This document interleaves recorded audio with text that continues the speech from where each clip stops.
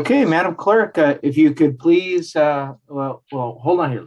I'm going to call this meeting to order of the Sacramento Metropolitan Air Quality Management District on January 27, 2022, to order at 9:01 a.m. If the clerk could please call the roll to establish a quorum. Yes. Director Aquino? This is YK Chalamcharla filling in for Director Aquino. Okay, great. Thank you, Director. Director Daniels? Director Desmond? Director Frost? Chair Guerra? Here. Director Harris? Here. Director Kennedy? Representing the County of Sacramento here. Director Laloe? Here. Director Natoli? Director Papineau? Here. Director Cerna? Director Singh Allen? Here. Director Terry? Here. Director Vang? Here. We have a quorum. Thank you, Madam Clerk. And then we actually have Director Daniels coming into the call right now, too. Yes, and I do want to recognize Director Frost is here as well. Thank you. Got her. Good. And welcome, Director Chalamancherla. Glad to have you here today. Thank you, sir. Please bear with me when I'm going through all the motions and all those. Thank you. Pretty. Good to see you, YK. Sure. Okay, if everyone could please rise and join me in the Pledge of Allegiance. Salute, pledge. I pledge allegiance to the flag of the United States of America and to the republic for which it stands, one nation, under God, indivisible, with liberty and justice for all. Thank you, everyone. And if the clerk could please read the board clerk announcements. Yes. In compliance with directives of the State and Center for Disease Control and Prevention, the physical location of this meeting is closed to the public, consistent with state and local officials' recommendation to promote social distancing and Assembly Bill 361. Members of the public are encouraged to participate in the meeting by observing the meeting in real time at metro14live.saccounty.gov, Zoom video conference line, and by submitting written comments electronically by email at boardclerk@airquality.org. Comments submitted in person will be delivered to the Board of Directors by staff.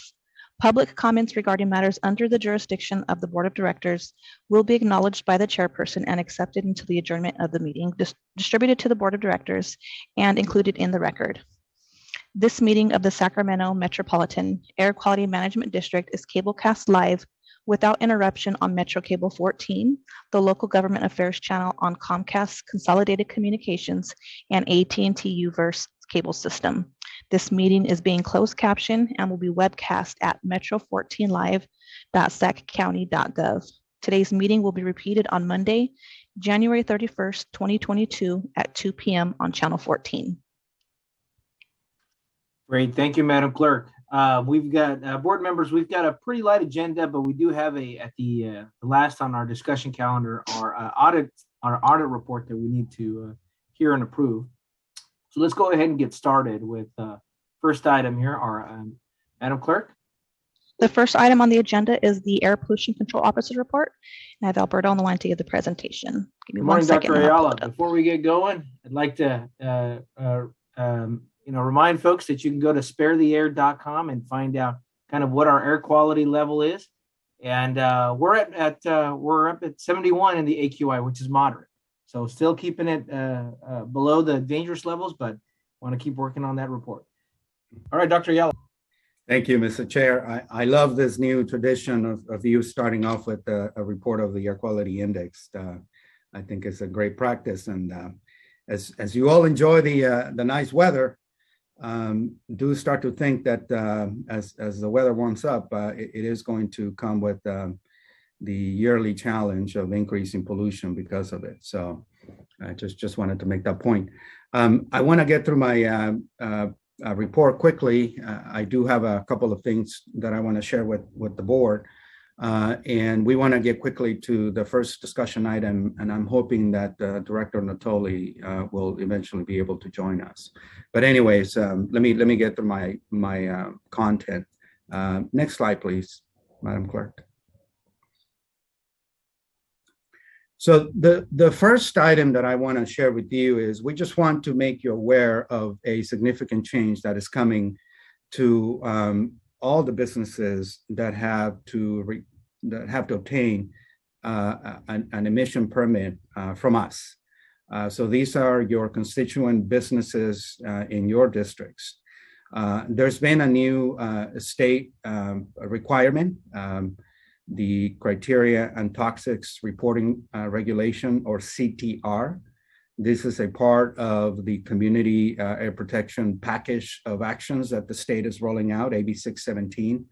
And this is something that I'm hoping that you recall that we've discussed with you before. The reason I want to make you aware of is because a lot of the businesses are going to be required to report in a manner that they haven't had to do in the past.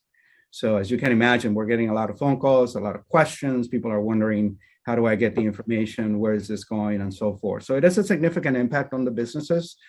We recognize that. We're trying to work through it. It is a significant impact on us because, you know, the biggest issue with some of these new state requirements is that they come with no funding. So here we are. We're trying to absorb yet another requirement where there isn't funding for us to implement it in the way that we really would like to implement it. Obviously, we believe in the spirit of what this new requirement is trying to do, having information that is readily accessible to residents and communities that want it. It's a notable goal that we support.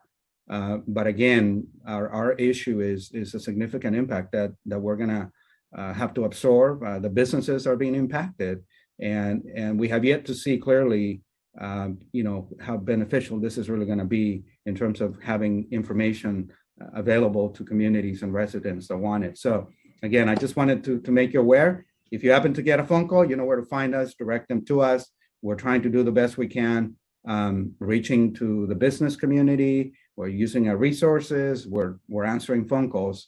But I certainly don't want to minimize the fact that it is a significant impact. Again, particularly for businesses that haven't had to do it before. Go ahead.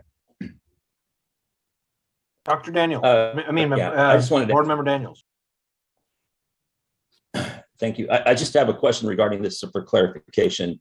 I think you said it, but is this a CARB requirement or was this something required specifically by state law? Yes, it's an ARB requirement. ARB adopted the regulation last year. So it's being implemented now. So this board isn't now going to impose a further cost on businesses without any, I'll put it like statutory authority specifically? Well, this is a state regulation. So it's not the air district that is imposing. We're just implementing a new. That's what I'm trying to understand. That was my point, is that does this follow a specific state law that allows them to do this specifically, or it just gives them some form of power to push this onto businesses? The umbrella legislation that gave the ARB the authority to do this is this new program, AB 617, Community Air Protection. Under that, this is one of the principal elements in terms of having new information. So that's basically the authority given to the ARB. ARB was asked to implement AB 617. This is one element. All their districts are having to deal with this issue. And here we are, it's our turn. And then the level of this report, I'm not aware of it specifically. How much, can you quantify at all what kind of burden this would put on a business, time-wise, money-wise? Because this is a new requirement and we are learning as we go. We don't have a number quite just yet, but I share your concern and we're very interested. And in fact, like in our case, we're actually tracking how much this new requirement is costing us as an agency. And this is one of the things that we're very interested in understanding in terms of the actual impact on the business community.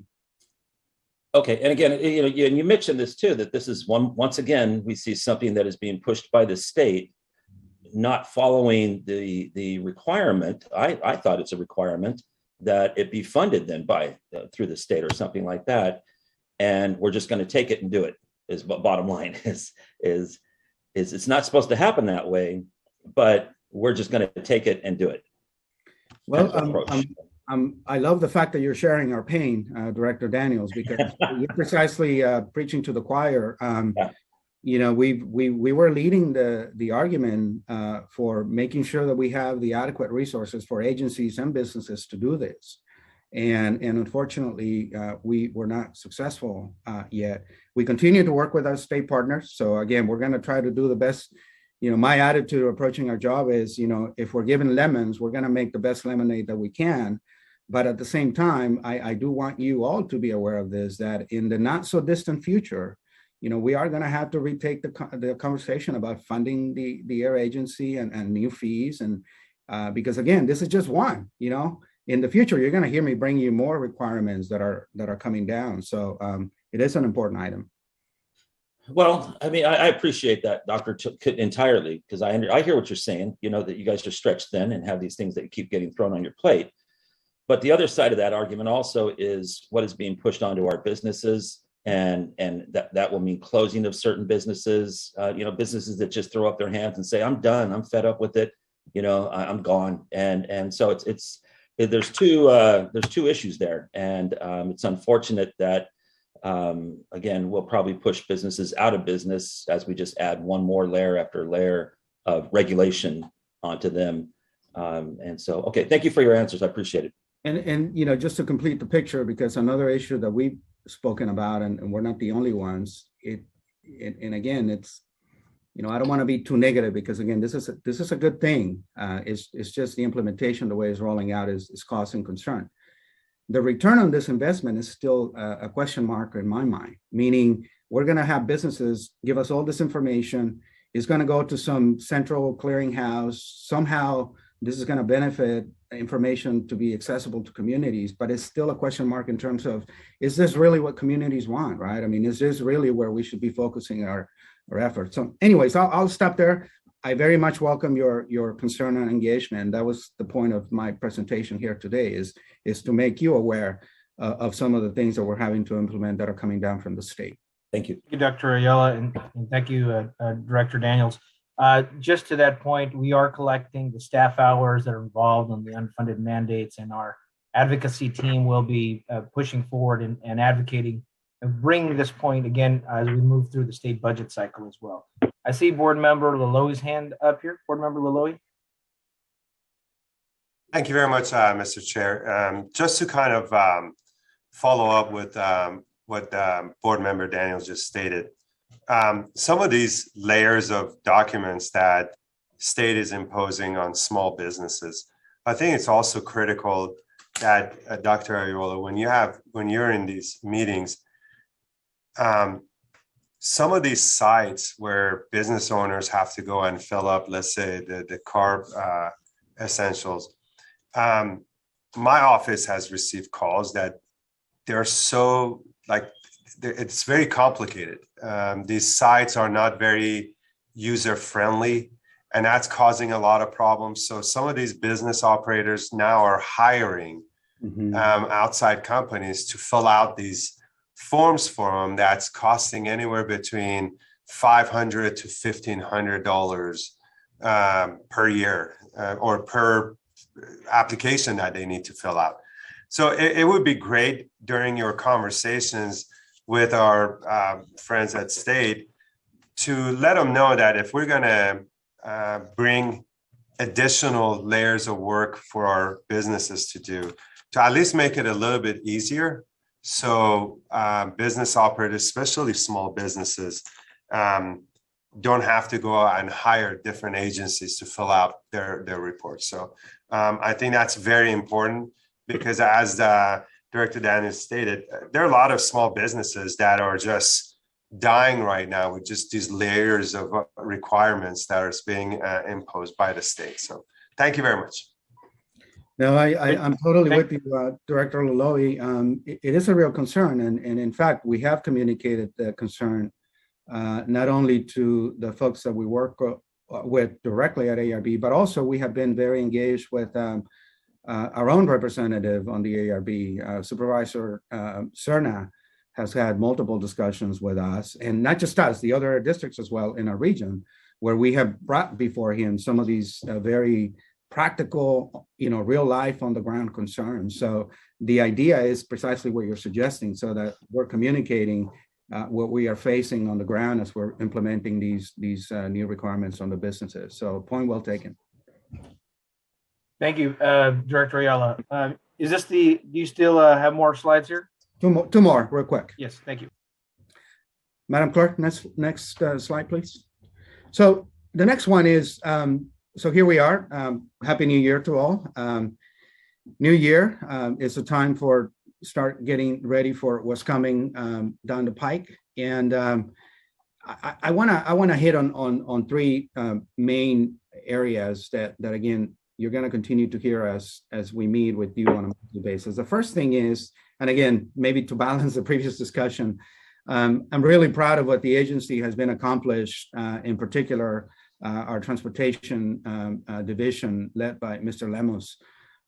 We are leading the state in terms of the total fraction of investments from the state and other sources, including local, that we are dedicating for this transition to zero emission electrification.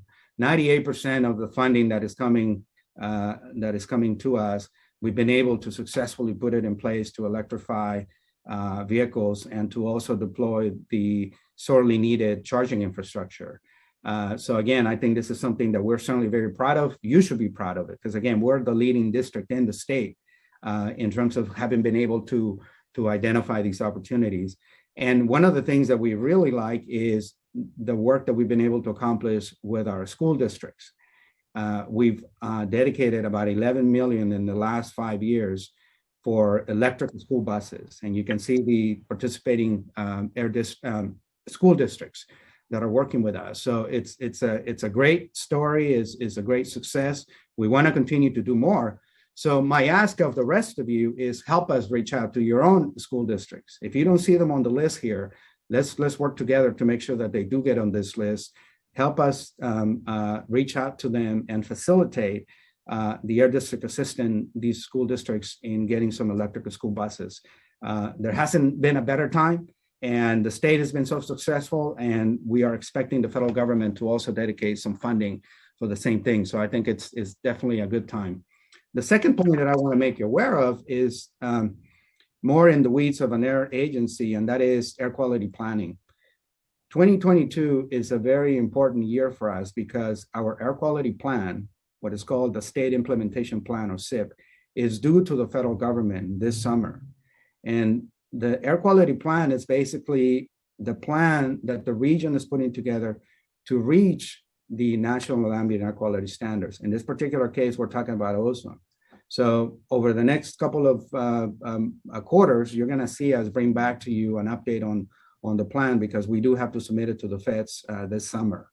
And it doesn't get any more significant than that, because the reason air quality plans are important, not only for protecting public health, but also the transportation funding that SACOG has access to is predicated on having an approved air quality plan by the feds. So for the region to be eligible to those transportation funds, we have to have an approved SIP. So it's pretty important.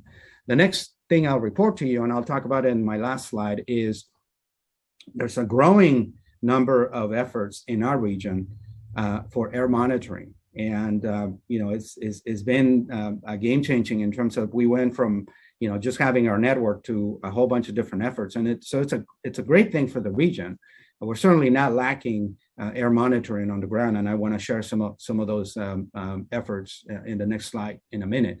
So that's going to be one of our priorities as the air agency in the region. We need to make sure that we coordinate those efforts. And the last thing I'll share with you as far as a priority, obviously, we're still thinking that April 4th we'll be able to return to the office with a 1 day in the office requirement for our staff. And the idea is that we're going to start with 1 day. Maybe July 1st or sometime later, we'll go to 2 days and see how that goes. So I point to that as a priority because obviously returning to office comes with all the associated things that we have to take care of, make sure that we're keeping everybody safe, that things are still moving along. Continuity of operations for our agency obviously is priority. So those are the things that we're going to be keeping an eye on for this year. Next slide, please. This is just a screenshot of a flyer and an informational document that we're putting together for you and others. So you're going to be getting this from our clerk. But I just wanted to point out to you that we have identified 6 different air monitoring efforts that are happening in the region. And these are all geared towards collecting air pollution information on the ground and making it accessible. Obviously, our AB 617 air monitoring in South Sacramento, you've heard about it. Thankfully, that led to the city of Rancho Cordova taking the initiative to make portable sensors available for residents. And now we're working with the city of Sacramento to do the same on a larger scale. Clearly, we maintain our what we call the regulatory network, which is obviously an important piece. But there are other pieces, like, for example, our friends in the Sacramento County Public Health Department, Dr. Casieri, she was able to partner with a number of NGOs in the region, and she got almost $2 million from the AG's office, the state AG, to do an air monitoring campaign where she wants to look at adverse health and mobile sources. So again, I just wanted to flag for you the fact that we have all these efforts, which is a great thing for our community. And we're going to make sure that we are encouraging everybody to stay coordinated. So at the end, the benefit is cumulative. So thank you for your attention. That concludes the APC. Great, thank you, Dr. Ayala. I think that's Director Natoli. I think. Yes, Mr. Chair, it is. I'm here by phone. We're having difficulty with computer getting in with the video Zoom, so I am joined. I've been on for the last almost 20 minutes. So great, thank you, Director Natoli. Appreciate that. Yeah, thank you, Eric. So I'm still juggling meetings. I have the Delta Stewardship Council meets at the very same time. They're in session. I told them I will be late to that meeting this morning, so apologize for missing some meetings over the last year. But I know there's some important items with the air district, so I'm on today by phone. So well, thank you, Director Natoli. Item 10 will be discussing right after consent Delta conveyance. Right, very good. Thanks. Great. Well, thank you, Director Ayala. Let me see if there are questions of the board here. If not, then one, I'd like to thank Dr.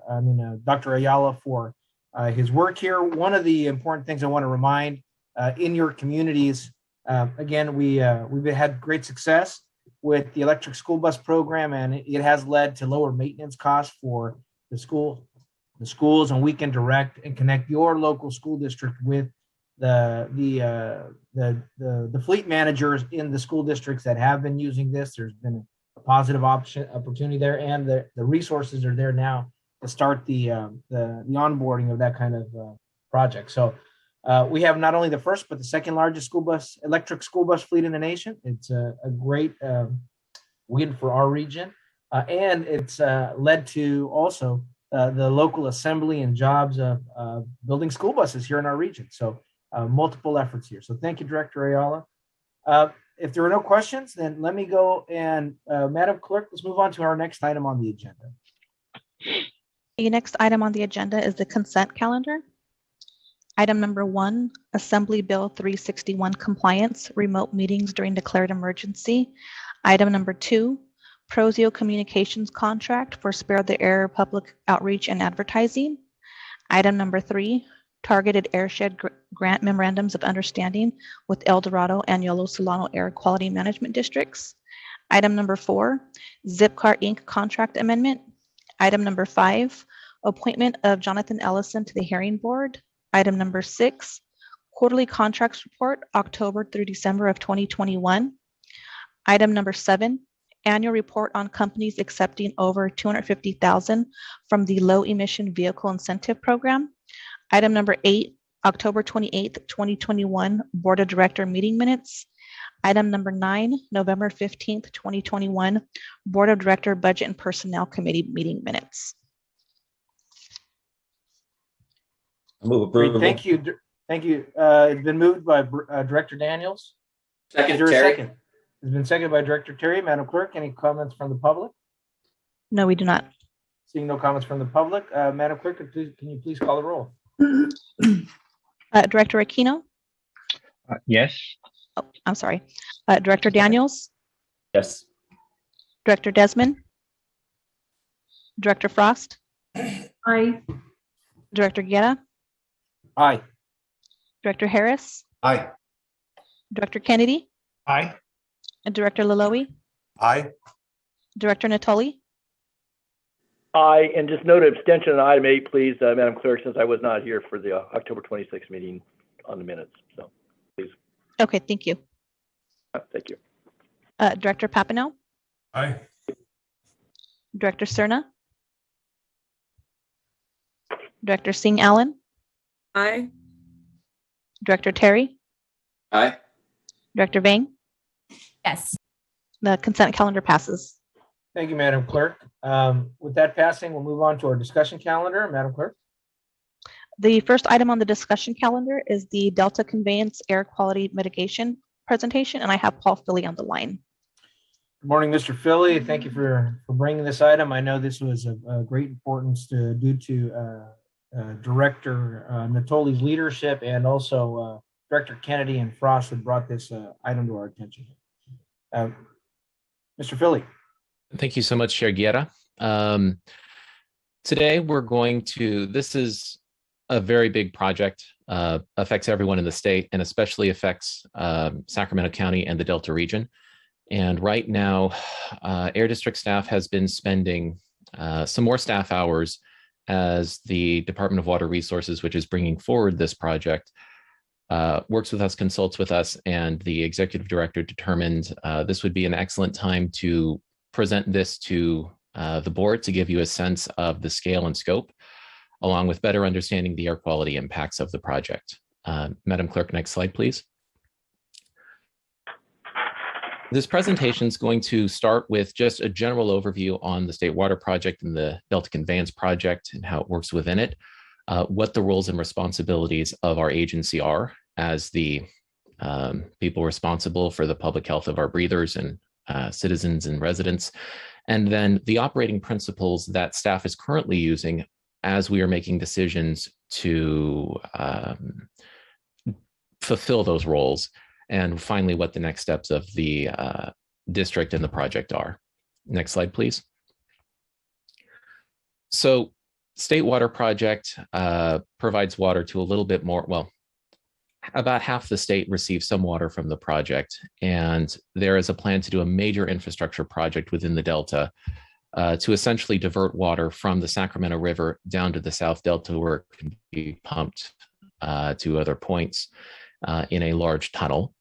The lead agency for this is the Department of Water Resources, but it is being paid for by a joint powers authority of water contractors and water agencies known as the Delta Conveyance Design and Construction Authority. The current cost is estimated at around $15.9 billion. And to give you a sense of scale, some of you may be familiar with the American River Common Features Project, which is an Army Corps of Engineer levee project in the region. They're redoing about 30 odd miles of levees and the Sacramento Weir and other pieces, and that's about $1.8 billion. So it's a very large project. Not all of that is spent in the county. It does impact multiple air basins and multiple air districts, but we are expecting anything this large to have some air quality impact. Next slide, please. As some of you may know, my section is the CEQA and land use section. And so our responsibility is, as the project goes through environmental, we are going to be acting as a commenting agency. So we're going to review the environmental documents, and should GWR choose, we didn't be involved in the administrative draft. We're going to ensure that any disclosure of the air pollution is accurate and earnest and forthright. And we're also going to advocate for all feasible mitigations should the project go forward. If the project does go forward, we do also help enforce and implement emission reduction programs. This is something that we do currently on 60 projects happening in Sacramento County, where contractors will send us their equipment lists and we'll review to ensure compliance with the air quality mitigation. And if there's an issue, we then call your staff members, as in your roles as council members and supervisors. We would do the same for Army Corps of Engineer. We do the same for Department of Water Resources. If there is offsite mitigation needed, the Air District currently does run offsite mitigation programs that the construction industry does take advantage of or use. And that opportunity for offsite mitigation would be available to Department of Water Resources, and those would be implemented by the district. The other role that we have is accepting surrender of emission reduction credits. Projects that are, and we'll get to this in a later slide, but projects that violate conformity and involve federal approvals occasionally use emission reduction credits instead of using offsite mitigation, and we would make sure that those are properly surrendered and retired. Next slide, please. There are really two ways to think about the air quality impacts. Well, three. One is the actual impact of more pollution going into our air basin, which is something that we are all very concerned with. But from a regulatory standpoint, there's really state requirements, and then there are federal requirements. Most of you are very familiar with the CEQA process, and any project of this size is very, very likely to exceed our CEQA NOx and particulate matter thresholds. And if it is, typically what would happen is a lead agency would contract with the Air District to provide offsite mitigation programs to provide enough mitigation to bring it to less than significance. We would expect any project, whether it's DWR, U.S. Army Corps of Engineers, any of your projects, to do that. And we'll be holding the Department of Water Resources to that. It gets a little bit more tricky when you violate or exceed, I should say, the federal conformity levels. Based on our attainments, any project in Sacramento County that requires some federal approval and exceeds 25 tons of NOx in a year would have to mitigate down to zero. It could throw us out of attainment, any project that big or bigger, according to the Clean Air Act. Again, sense of scale, the American River Common Features project is anticipated to do about 30 tons over a course of 2 years, and we're working with them to reduce that down to zero during the years they exceed federal conformity. Another project that was expected to exceed federal conformity was the Folsom Joint Federal Project, which was the dam raise and spillway out at Folsom Dam. But because of the drought, they were able to build the project in a less emissive manner, and they ended up not exceeding the federal conformity de minimis. Federal conformity tons are a little bit different than CEQA tons in the sense that what you're allowed to do to mitigate has different requirements on it. So it's not exact, but generally a good way to think about it is if it's SIP eligible, you can use it for conformity. And if you look at this blue box, which shows our pre-pandemic emission reduction programs for sort of SIP eligible NOx reductions, we don't hit 25 tons. So if the project were to use Air District mitigation projects for something of this scale, it would exceed the capacity of our existing programs, and we would have to basically change the way we do business or add additional staff or contract things out or have them run their own programs to provide enough emission reductions. Next slide, please. When we're talking about the different projects, this gives you a sense of what I mean when I say a ton of NOx. So reducing 9 million vehicle miles traveled from passenger vehicle gets you a ton, or you can replace 9 eligible tractors with Tier 4 final engines, which is the diesel to diesel conversion, or looking at transit buses or on-road trucks. These are the types of projects and the types of NOx benefits you can expect. Next slide, please. With particulate matter, you can see that those 9 tractors get way more NOx reductions than they would particulate matter reductions. And that's one of the reasons why we have fireplace programs and a check before you burn program, because that's driving a lot of the particulate matter in the region. So this also gives you a sense of scale of what some particulate matter programs are that are at the district. Next slide, please. when we're dealing with really any mitigation project or large project, there are a series of principles that our staff uses. And one is that we really want to maximize breather benefit through first prioritizing on-site mitigation and then off-site local mitigation before we start moving into the credit markets. Credits are a tool, but we truly prefer to have on-the-ground actual reductions, especially those that are local to where the project is happening. The other piece of this is absolutely fiscal responsibility. All of our mitigation projects want to receive full cost recovery from the project. So staff time needs to be paid for by the applicants. And the applicants, we have an administrative fee as part of our regular mitigation programs to make sure that there's no Sac Metro District subsidy to run a mitigation program. And finally, we really do try to target with additional outreach to impacted communities to make sure that if there is an offsite mitigation program, those communities would have additional opportunity to participate so that the benefits can be more localized where the impacts are occurring. Next slide, please.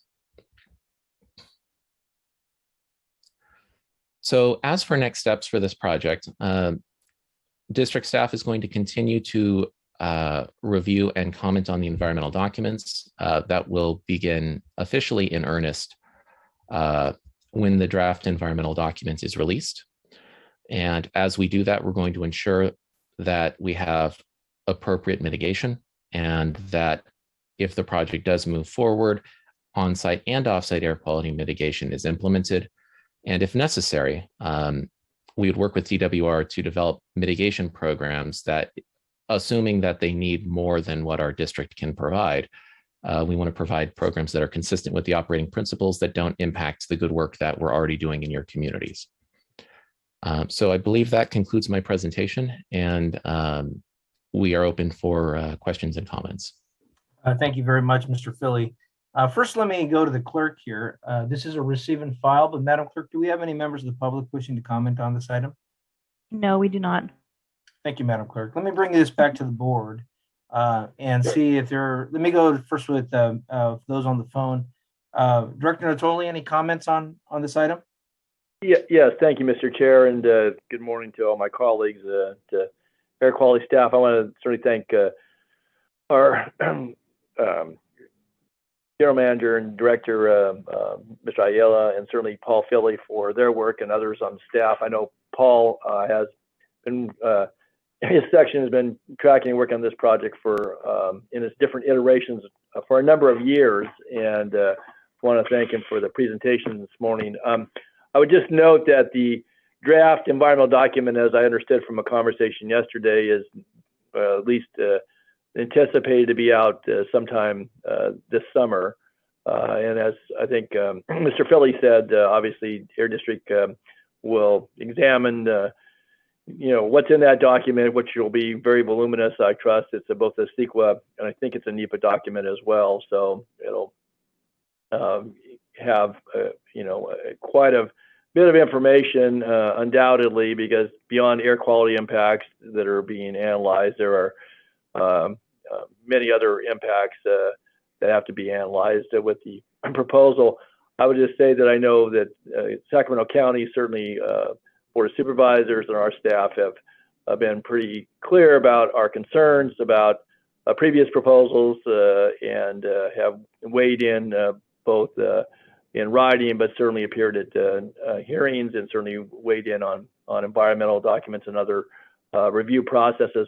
I just wanted to note, Chair Guerra, that I think that as Paul very aptly pointed out, that this district is looking at the air impacts, but there will be significant disruption, significant impacts, some of which may be mitigated and others which may not, depending upon what the project is ultimately proposed to be and whatever the preferred alternative, I guess, is put forward. And so I think if I could just maybe summarize my thoughts on this, that looking to mitigate, in the area that's most directly affected, obviously, would be the Delta region. local communities, local daily business activities, whether it be agriculture, recreation, people, movements, to and from destinations in the Delta.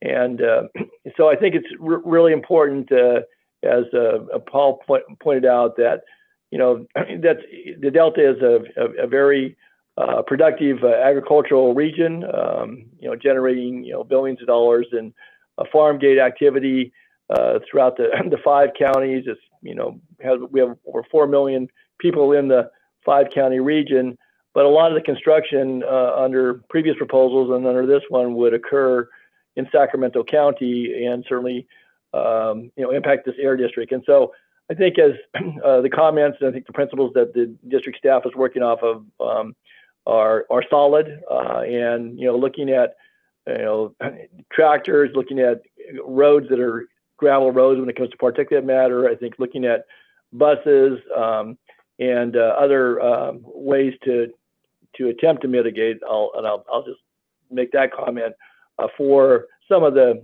the construction impacts, but also the long-term impacts once the project, if it were to go forward, were completed. Because we're talking about a construction period, and I don't know if Paul pointed this out, but anywhere from 10 to 15 years, as I recall, and it's a long time to have a level of activity that will be very intense in an area that's largely rural, at least in Sacramento County. So I think that our staff is doing an excellent job. I thank Alberto and Paul and the staff, and you, Mr. Chair, and the members of this board for, I think, the focus that we bring to this. And I do think that keeping mitigations and, if there are offsets, in the local region, in our county, in other areas that would benefit, I guess, from at least from those offsets, is very, very important. The project is one that has great contention around it, and as one that obviously has many other aspects that are of concern to our county leadership, but also to our region. So I'll leave it at that, but I think our staff is doing an excellent job, and I want to thank them for alerting me to this. I know I've had this ongoing conflict for the past year, and will continue to with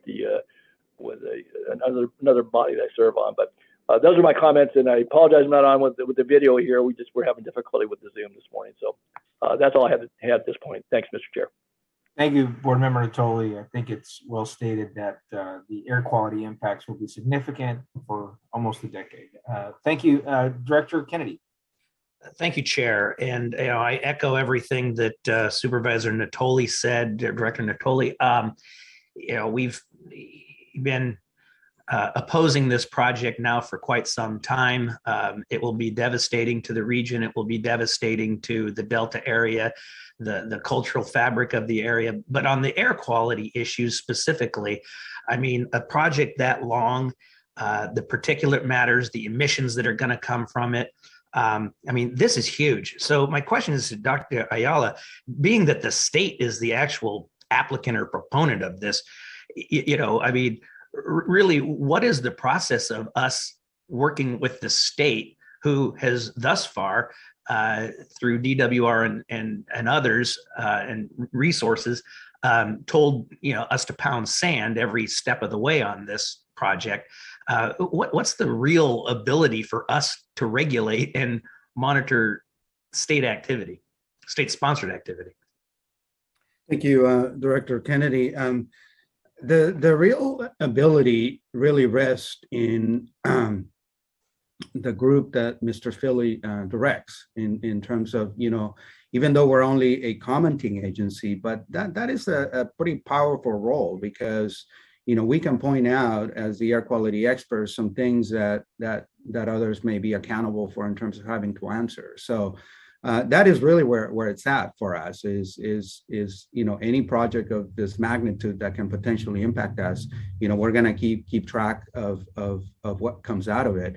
And that's really the reason I wanted to bring this up to you, because this is not about whether the project goes forward or not. Obviously, we're going to stay neutral in terms of, as long as it meets all the requirements under the Clean Air Act. But at the same time, this has already impacted us significantly. We've been in a lot of discussions with the state with respect to this project. So I definitely want to keep you in particular at the county, but the rest of the board appraised of some of the conversations that we're having. So that's really where it's at, is in our commenting authority. And obviously, as I said in my report, the most significant thing that we need to ensure is general conformity, that we do not go off track and put our air quality planning in jeopardy, because that can then have consequences beyond this project. So those are the things that we're going to be watching out for. So are we going to put additional, I mean, should this project go forward, and as I said, I hope it won't, but if it goes forward, will we put air monitoring stations down in the area? I mean, because the topography, the Bay Area winds are going to come right up that area and hit right into this area, hit the mountains, and it's going to be socked in here. It's going to have significant impact on everybody who's on this call. Are we going to put additional air monitoring stations down there, or what do we do?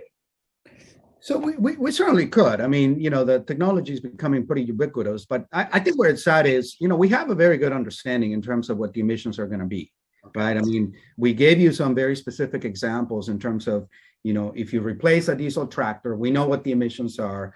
If we zero those out, we know what the benefit is. So I think from a pollution tracking perspective, my big emphasis has been this. I want the benefit, to the extent that this is going to go forward, I want the benefit of the emission reductions to stay local, because this is where the pollution is going to be created.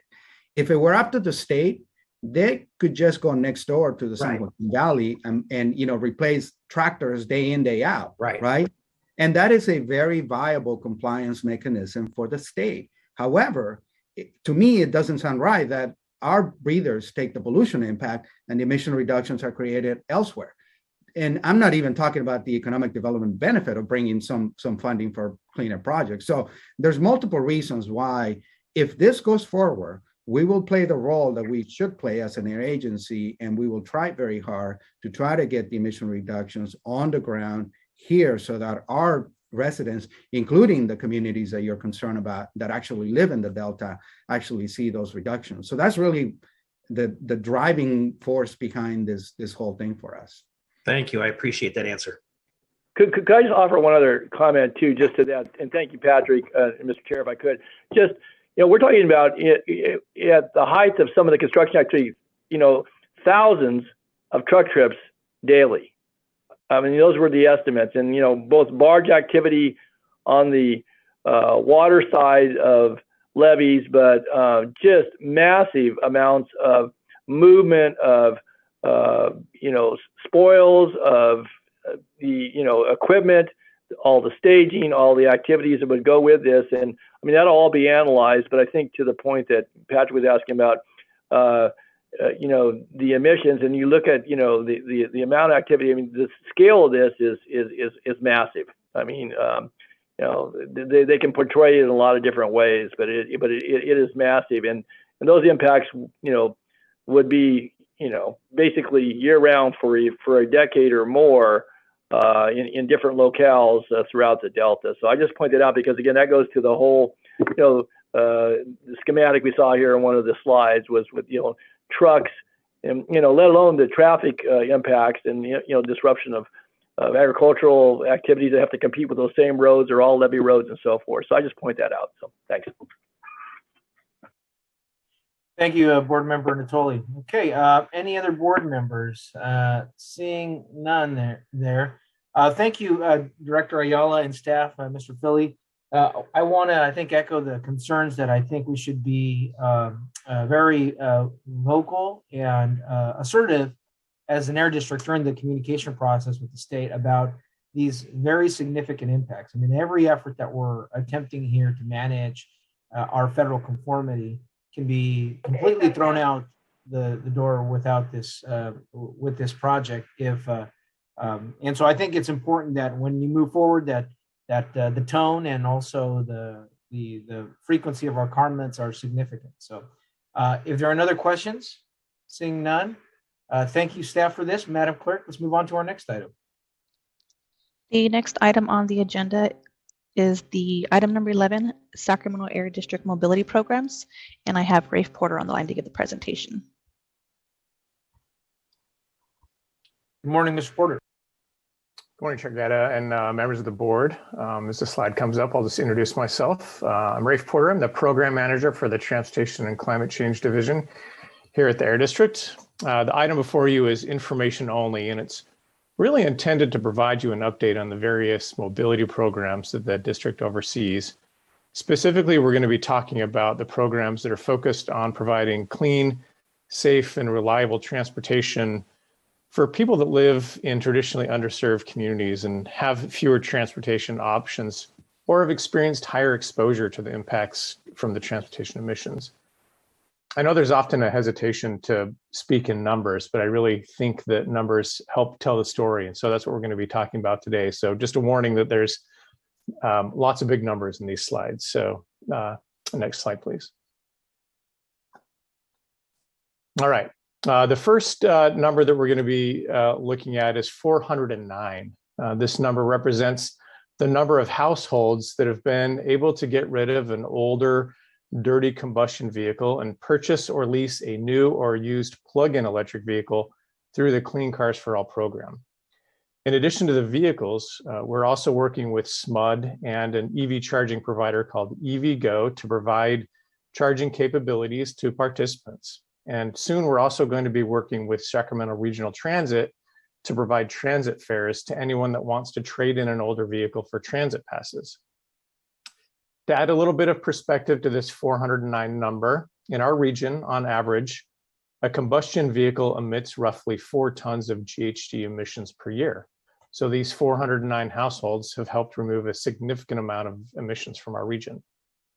These 409 households have also made an impact beyond emissions.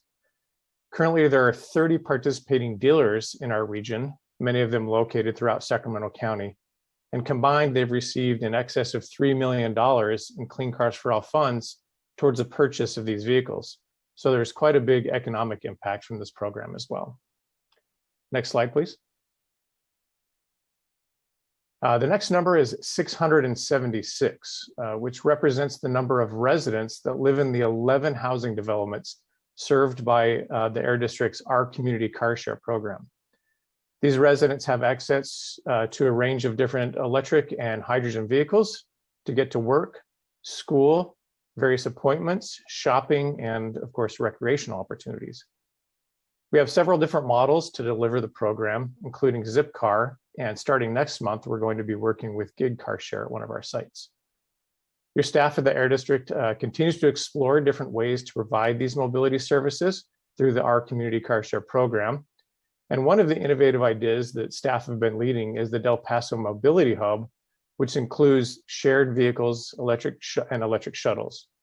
This offers mobility options in an area that has had fewer options in the past, especially to the students that are gaining valuable educational experience with Green Tech, who is our main partner in the Mobility Hub. I think there's news coming that, and maybe many of you have already responded to an email, that we're going to be providing a tour of the Mobility Hub sometime in March. So more details to follow on that. Next slide, please. So this is obviously a big number, $36 million. This is the amount of incentive and grant dollars that the Air District has spent since 2018 in state designated disadvantaged communities, or DACs. And just as a reminder, a DAC is determined using a tool called a CalEnviro screen statewide. And these represent census tracts that have the highest exposure to various emissions and toxics and represent various demographic profiles that increase the risk from these environmental factors.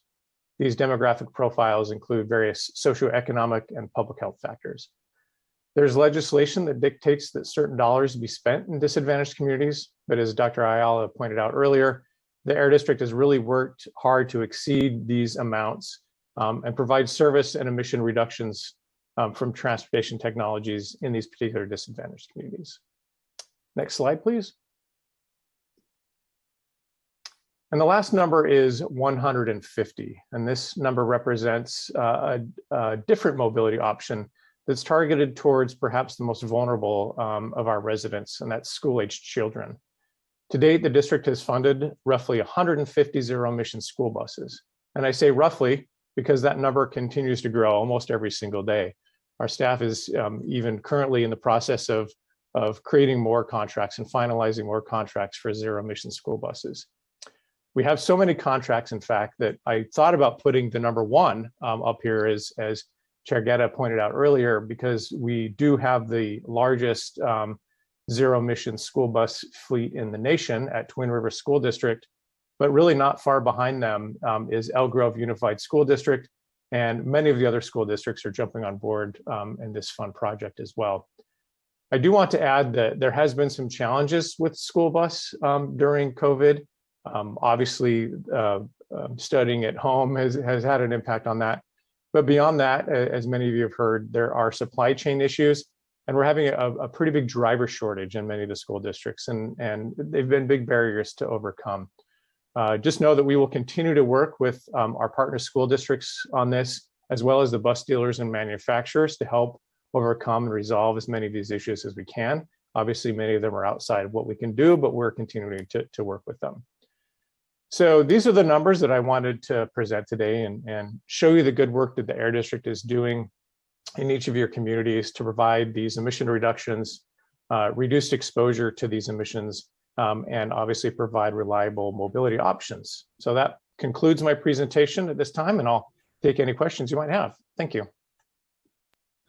Great. Well, thank you, Mr. Porter. I think a lot of great work, and really appreciate it. The numbers speak for themselves. Members of the board, any questions? Questions? Yes, Mr. Daniels. First, I want to mention the 150 buses. I think that's wonderful. That's great. It makes such logical sense that we're working on with the buses. They don't go very far throughout the day. They can stay charged very easily. And I think that's absolutely wonderful. Of the 409 vehicles, is there any breakdown of areas where those people came from that made those purchases?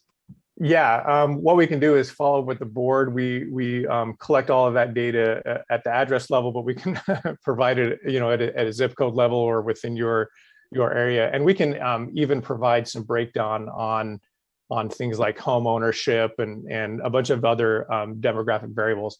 In fact, we're putting together a report right now, finalizing for ARB for our first round of funding for Clean Cars for All, that dives fairly deep into the numbers behind this. And so we'll definitely provide those to you, Director Daniels, before that report's done. But as soon as that report's done, we'll make sure that gets out to you as well. Thank you very much. And zip code is fine. I don't need anything beyond that. Just zip code would be fine. Perfect. Thank you. Thank you, Director Daniels. Director Harris. Yeah, thanks, Chair Guerra. These kinds of programs are really essential for us to meet our climate goals.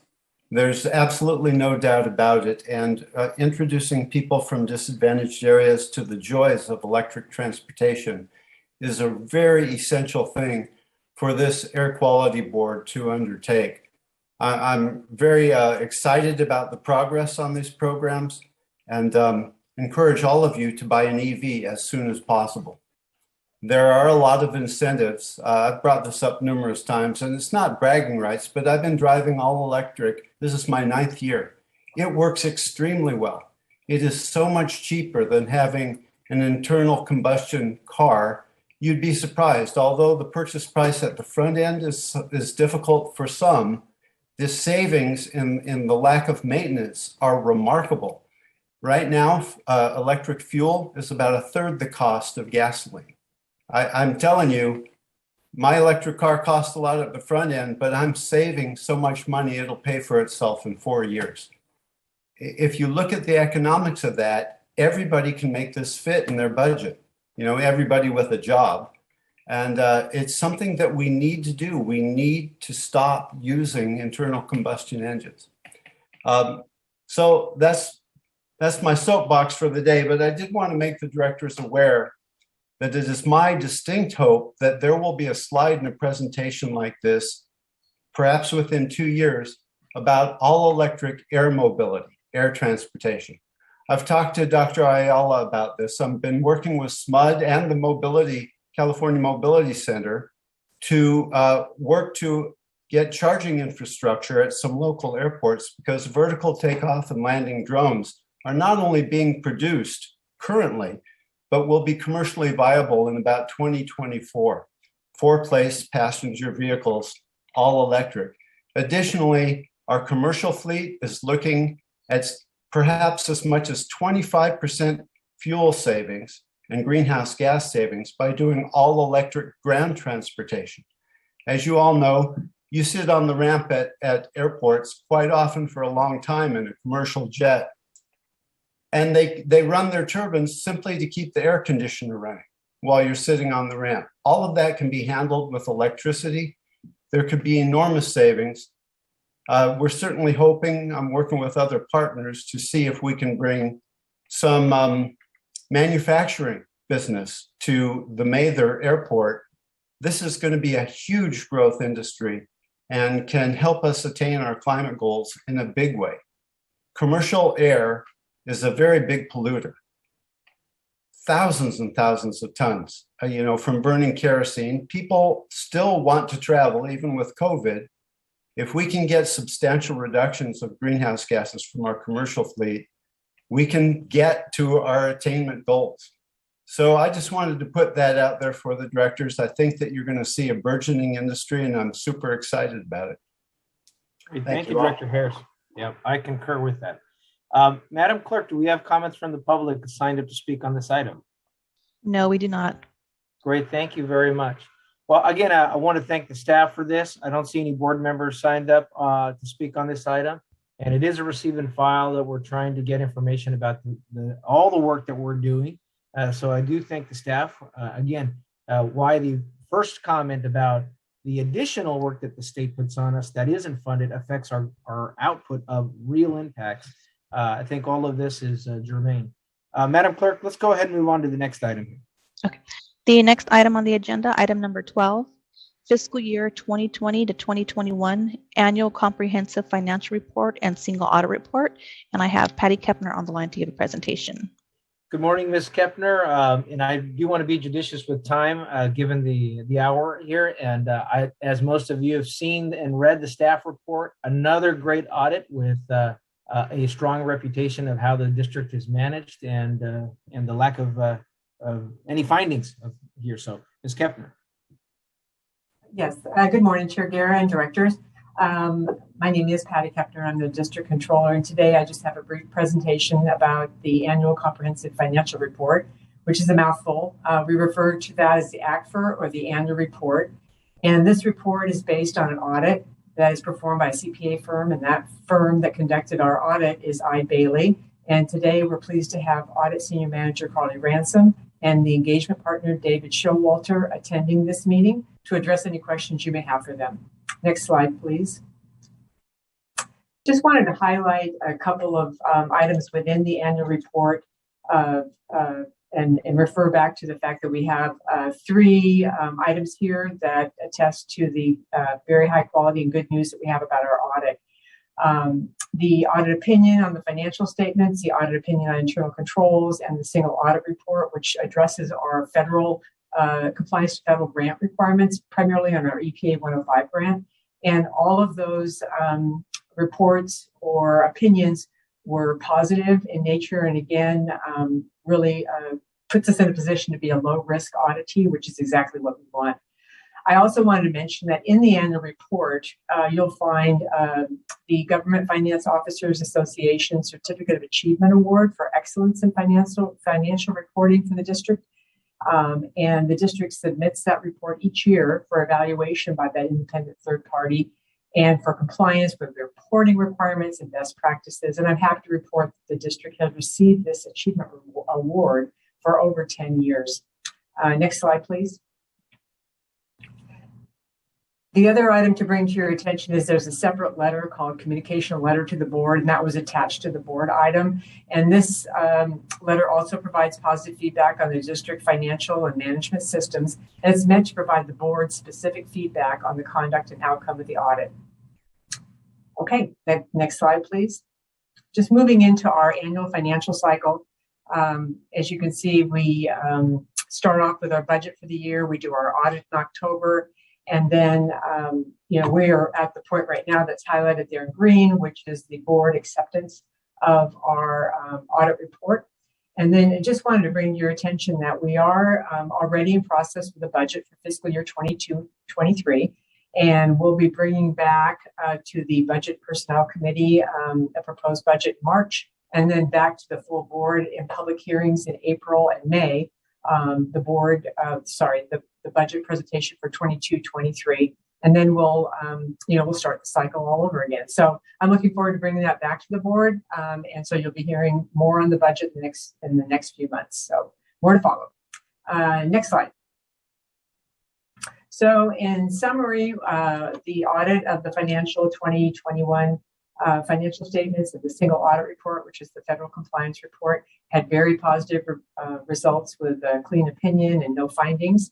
And I did want to take a moment just to say thanks to the district's finance team and also to Ide Bailey's audit team for their efforts to support and conduct the audit.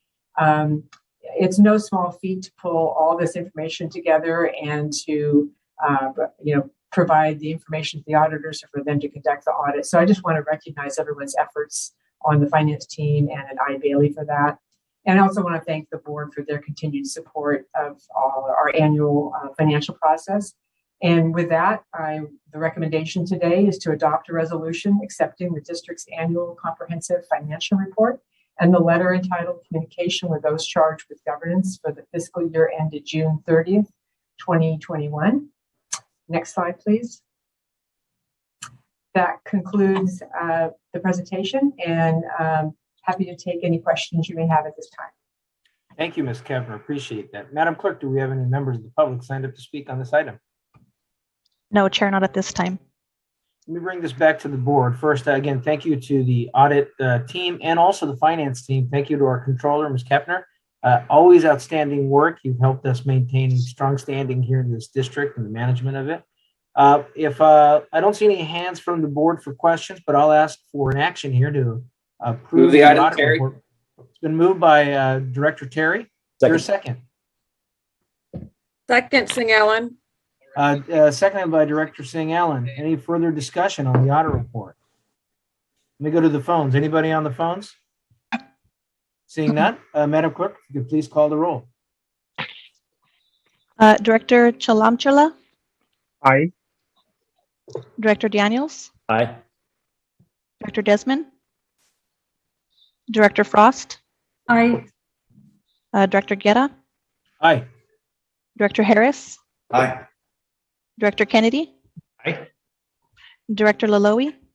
Aye. Director Natoli? Director Papineau? Aye. Director Cerna? Director Singh Allen? Aye. Director Terry? Aye. Director Vang? Yes. This item passes. Thank you, Madam Clerk. Madam Clerk, our next item. That is actually the last item on the discussion calendar. Great. Board member comments, AB 123 reports, or any other items on the agenda. Well, this is actually, Madam Clerk, any members from the public wishing to speak on items not on the agenda?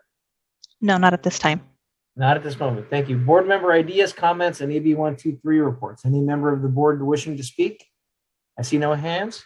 With that, I want to thank everyone again for all this great work. We are adjourning this meeting at 10:09 a.m. Have a wonderful day, everyone.